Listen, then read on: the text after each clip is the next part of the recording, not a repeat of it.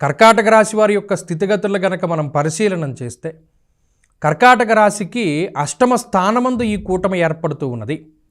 అష్టమ స్థానము ఆయుస్థానము అంటారు. గోచారవశాన అంటే ఈ గోచార రీత్యా ద్వాదశాష్టమ జన్మస్థా అని చెప్తుంది శాస్త్రం. అష్టమంలో ఎక్కువ గ్రహాలు కూడి ఉండడం మంచిది కాదు. ఇక్కడ అష్టమ రవి, అష్టమ రాహువు, అష్టమ చంద్రుడు, అష్టమ బుధుడు, శుక్రుడు, ఈ 5 గ్రహాల్లో శుక్రుడు మినహాయించి మిగతావన్నీ ఇబ్బంది పెట్టేటువంటి గ్రహస్థితులే. అందువలన కర్కాటక రాశి వారు ఈ నెల రోజులు కొంత జాగ్రత్తగా ఉండాలి. ఏ నెలండి అంటే ఫిబ్రవరి 17 దగ్గర నుండి ఉగాది వరకు.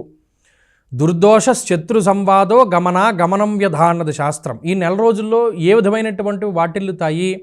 దుర్దోష శత్రు సంవాదో, అనవసరమైనటువంటి తగువులు, గమనం వ్యధ, ప్రయాణాలు ఏమైనా చేయవలసి వస్తే ఆ ప్రయాణాల వల్ల శారీరక అలసట, మానసిక శ్రమ, డబ్బు ఖర్చు మినహాయించి ఏ విధమైనటువంటి ప్రయోజనం లేకపోవడము, ఏ రకంగానూ కూడా ఆ ప్రయాణం ఉపయోగపడకపోవడం.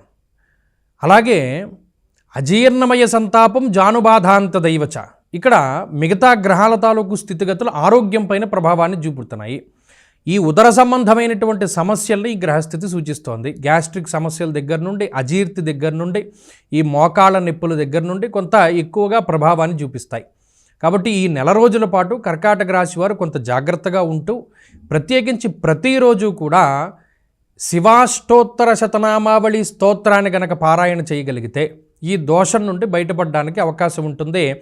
ప్రతిరోజు వీలున్నంత వరకు శివాలయంలో దీపం పెట్టాలి. లేని పక్షంలో ఈ శివాష్టోత్తర శతనామావళి పారాయణ చేయగలిగితే ఈ అష్టమ స్థానస్థిత గ్రహాల నుండి బయటపడడానికి అవకాశం ఉంటుంది.